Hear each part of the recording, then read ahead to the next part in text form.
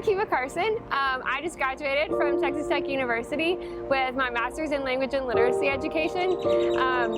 I love teaching. I love working with kids. My favorite place to go is the lake, and basically anywhere that has adventure in it. I love inner tubing, going on hikes, going on boats, on airplanes, anything that gets my adrenaline pumping and makes me appreciate life. I was born with muscular dystrophy, which is a hereditary disease. It's a neuromuscular disorder, meaning that instead of my muscles building up the way they're supposed to, they don't.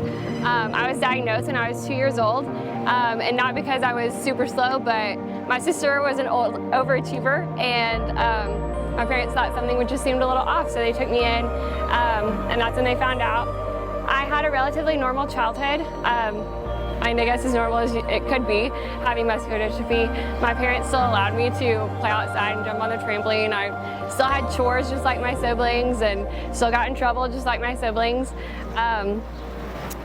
As it progressed, I got to junior high and I was no longer able to walk just because it slowly gets worse over time. And so that was a very interesting time in my life. Definitely not the best. I think junior high is hard and awkward for everyone.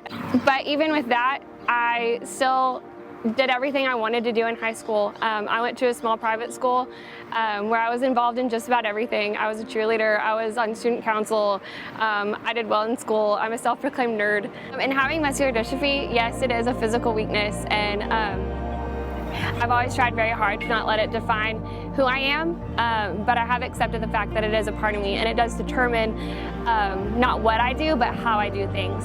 It affects my daily life, and the fact that I have to have a special car that is converted to fit my needs, which is so awesome that I have the ability to go everywhere with it, but it is different, it is more expensive.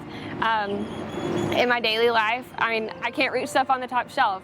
I have to go places that have ramps or go the long way or take the elevator. I can't just like run up the stairs as quickly as everyone else. And those little things are frustrating. People always want to ride my scooter, but my life is different. It looks a little different than everyone else's, and that's okay. And it's not always easy. It's not always rainbows and butterflies. And when I was younger, that was harder to accept. But I think that comes with growing up and maturing and learning to love who you are and accept who you are. When I wake up in the morning, my body tells me no. The world tells me no. And people look at me and feel sorry for me, and nothing bothers me more than that, because I'm not something to be pitied. You would think that looking at my life that I would choose something different, but the truth is that I absolutely wouldn't. And having muscular dystrophy, no, it's not ideal, and it's not what I would have ever chosen for myself, but it's definitely made me a better person.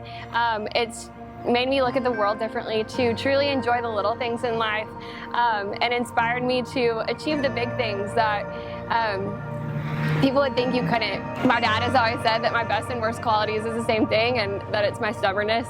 And I definitely think that it has served me well. Just because I can't walk, just because I can't do all these things that your average person can, doesn't mean that my life is any less significant. And it has really spurred my sense of adventure.